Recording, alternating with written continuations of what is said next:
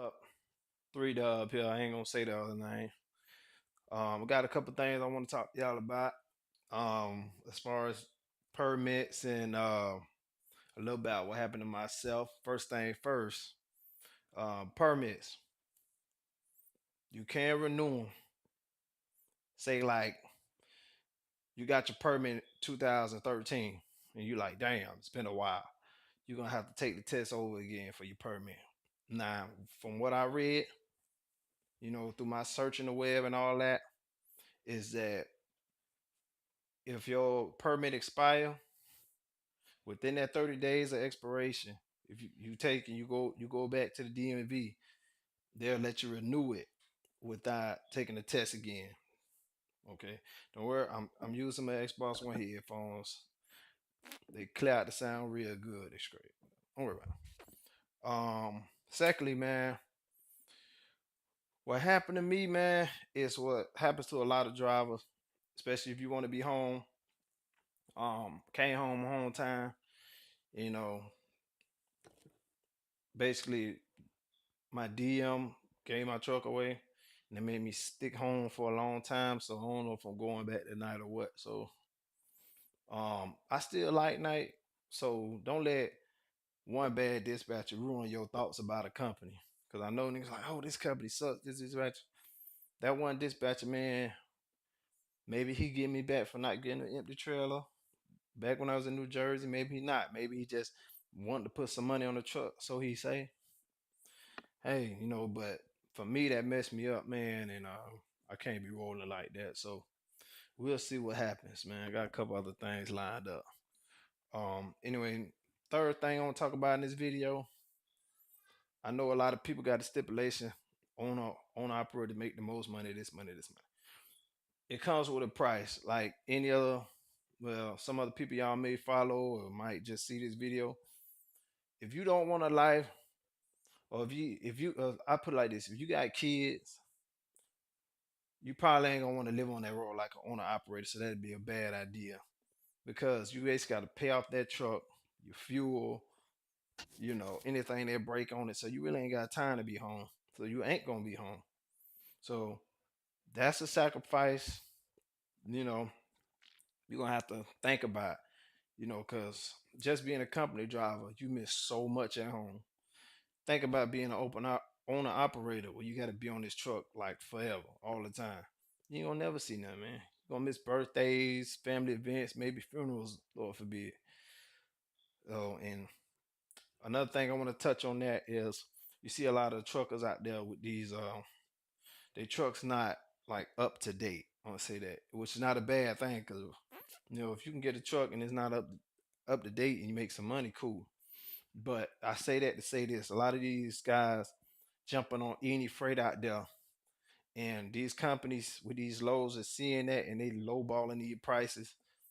So you coming out there, you think you'll make a bunch of money, and all these lows from what used to be high is running low. I'm talking about $1.25, $1.50. Yeah, that's a lot for us. We like, damn, but if you're an owner operator, that's not all that good. It's not all that good. So, my dad been an owner operator for a while now. I'm sure you others got people that's owner operators, but I'm willing to bet most of them would make a lot of money, not home that much because they got to pay for that truck. My dad, he don't make what he should be, but he try to get home more. He got grandkids, he got us his kids, he got old lady, all kind of stuff. His kids, so you know he trying to get out the game right now. They is making a lot of different laws. Making it harder for paper law guys, outlaws, some call them. Guys just trying to make a living, trying to get a truck together, make a living. It's hard out there on an operator, especially not a company driver. So y'all might want to think about that if y'all have aspirations. Hey, by all means, I heard some great success stories. I heard some bad ones. So I guess it's all based on what you want to do. So yeah, man. A couple things I want to say too. A couple questions that I want to go over that you should ask when you're looking for a trucking company. And I wrote a couple of them down. Um, just maybe you want to ask when you're looking for a company. I'm gonna make another video in a minute. I got some companies together, orientation pay and what you should make, like your first couple months out there after training. The average, I guess, what they make. One sec. Um, sorry about that, YouTube. But anyway, what I got to say is a couple questions that you want to ask when you call on the company is one is what is your home time policy? Like, what is your home time like? That should be at the top of the list. Of course, how much you make. Of course, we're gonna ask that. What are your lanes? Like, what dedicated? What accounts you got? Maybe you want to ask. Do you got Family Dollar, Dollar General? If that's all they got, hey, you might not want that because you got to unload the trailers. Dollar General and Family Dollar. Um, do you do slip seat? Like what happened to me? Meaning you change trucks every time you come back. Do you pay for lumpers? That's a great one. If they pay for lumpers or not, man, because I was at a warehouse in Texas, and when you got to do the lumper thing, it could be so frustrating, man, because they take forever.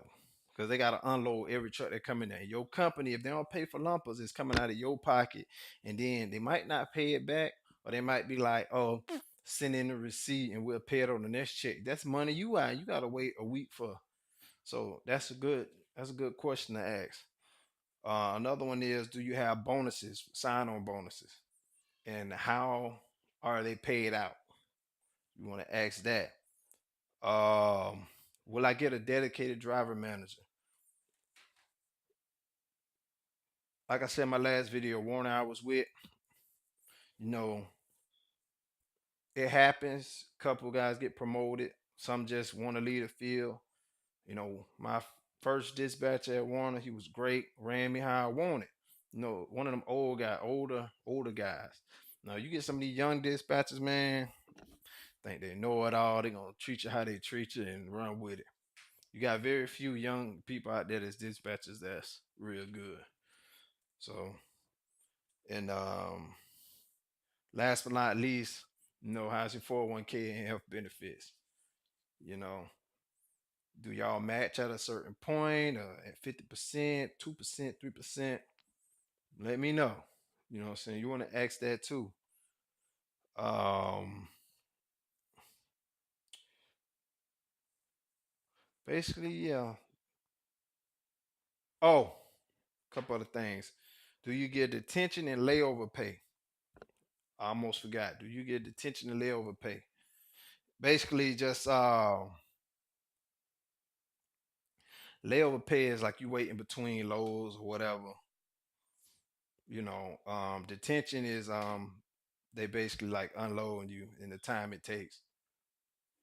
Or a layover could be too if they fixing your truck if you're gonna get it.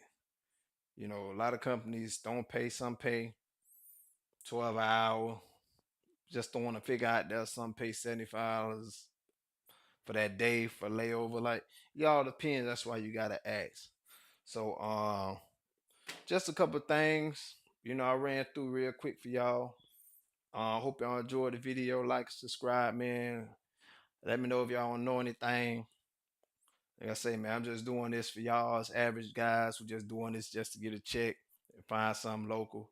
Check out my next video, man. I'm talking about endorsements, and I'm gonna give y'all about 8 companies that you can go through your schooling with, the orientation pay, and how much you should average a week. So see y'all next video.